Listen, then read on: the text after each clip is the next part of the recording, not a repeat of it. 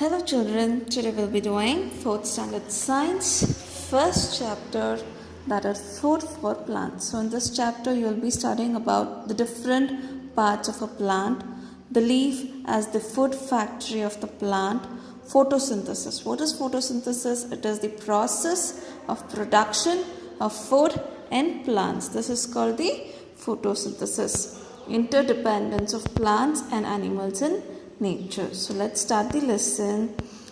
Plants are very important part of the natural environment. Yes, of course, plants are really very important because of plants we get oxygen. Correct? They are the only living things that not only produce their own food but provide food for other living things as well.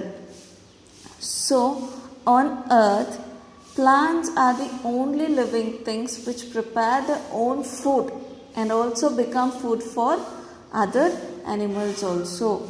Because of the process called photosynthesis, as I've earlier announced this word photosynthesis, because of this process the food is produced in the plants, and this plant is eaten by many other animals. Correct?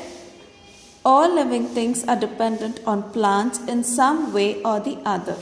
We shall learn a little more about these producers of food and how they do it.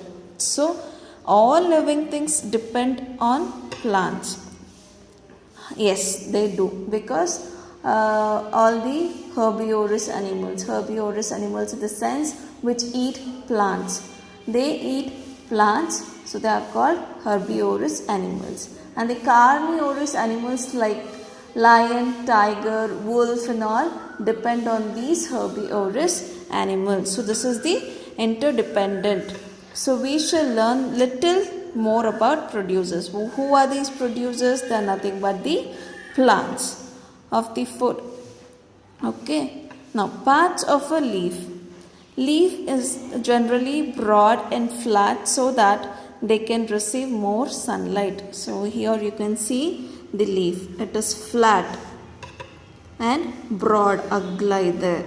So this is the reason, so that it can receive more of the sunlight. Okay.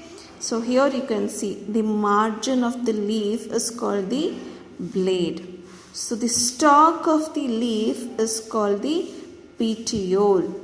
And the small leaflet-like structures to the bottom of the petiole is called the stipules. So here you can see the petiole is further moving into the leaf, and this petiole further which is moving into the leaf is called the midrib.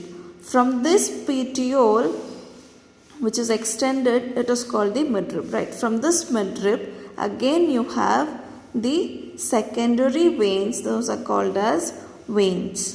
Okay, this is the structure of parts of a leaf. Okay, the leaf is attached to the stem called stem by a stalk or petiole. The leaf blade or the lamina. The border is called the blade or the lamina. Lamina is broad. So I have told you it is broad and flat. Okay, the flat part of the leaf. It has the main called the midrib. The petiole is further elongated, called as the midrib, going through the center of the leaf.